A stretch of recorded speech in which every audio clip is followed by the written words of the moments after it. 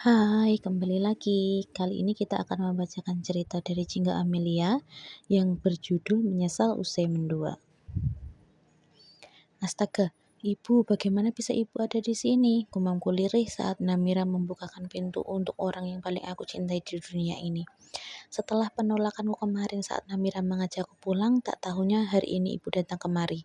Sial, seperti makan buah si malakama saja, bergerak ke segala arah terasa keliru. Dengar, kamu boleh memperlakukanku seperti ini, Mas, tapi jangan lupa akan karenamamu, bahwa yang melahirkanmu itu juga seorang wanita. Bagaimana bisa kamu juga menyakiti hati seorang wanita yang telah melahirkan anak-anakmu? Masih terngiang jelas di telingaku saat Namira mengatakan hal itu kemarin. Halah, bisanya ceramah aja. Udah Mas, jangan pedulikan dia. Toh pernikahan kita juga sah di depan penghulu dan aku tak masalah jika hanya dinikahi secara siri, ucap Bella menimpali, membuatku sedikit membumbung tinggi karena pembelaannya. Namira tak bergeming. Ia menatap madunya bengis. Belum pernah aku melihatnya dengan tatapan seperti itu. Menyeramkan. Cukup Namira, hargai keputusanku, dan kalau perlu bantu aku untuk menjelaskan pada ibu tentang status yang kini tengah aku sandang. Emosiku memuncak melihat 3 hari ini Namira berubah menjadi garang dan tak terkendali. Aku yakin ada sesuatu di balik semua ini. Mana mungkin dia berubah drastis ini dalam kurun waktu yang sangat singkat. Dasar wanita nggak tahu diuntung. Masih untung Mas Rema mau denganmu. Bukannya bersyukur malah kayak gini. Sekali lagi Bella menimpali perkataanku. Selangkah Namira mendekat lalu menampar keras pipi Bella hingga terhuyung ke samping.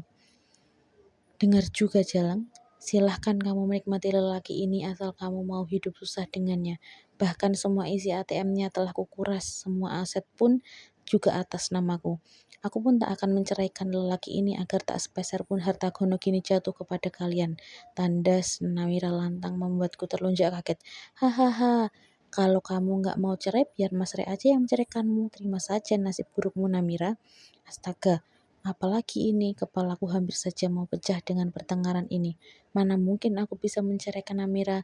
Nama baikku di perusahaan akan jatuh jika sampai mereka tahu aku cerai karena alasan orang ketiga. Lagi pula, bagaimana nasib ibu? Siapa yang akan mengurusnya jika bukan Namira? Bella, aku yakin ia tak akan mampu. Tanyakan pada lelakimu itu, berani atau tidak dia menceraikanku? Pungkas Namira dengan menatapku lekat. Sedetik kemudian, Bella beralih menatapku, seolah ia berharap bahwa aku akan mengatakan persetujuan menceraikan Namira. Tidak bisa, aku tidak bisa cerai dengan Namira, tolong mengertilah, ucapku dengar raut wajahmu melas, berharap Bella akan paham dengan keinginanku.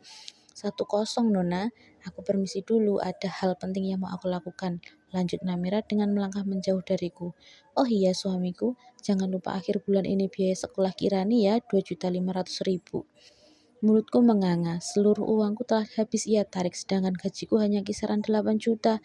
Jika angsuran rumah 1.500.000, biaya sekolah Kirani 2.500.000, jatah bulanan ibu 500.000, jatah bulanan Namira 1.500.000, tinggal 1 juta saja, mana cukup untuk hidup 1 bulan. Belum lagi kebutuhan Bella, 2 hari yang lalu saja sekali belanja dia menghabiskan hampir 2 juta. Bisa mati berdiri jika terus-terusan seperti ini.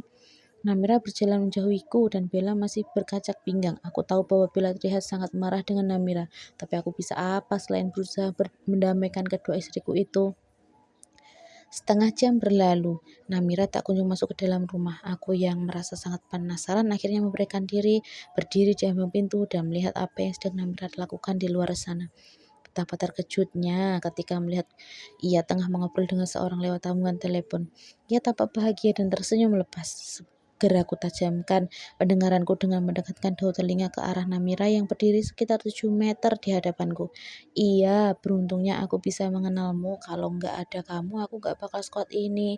Mungkin saat ini aku masih nangis-nangis gak jelas gara-gara ulah Mas Ray. Ucapnya membuatku mengernyitkan dahi.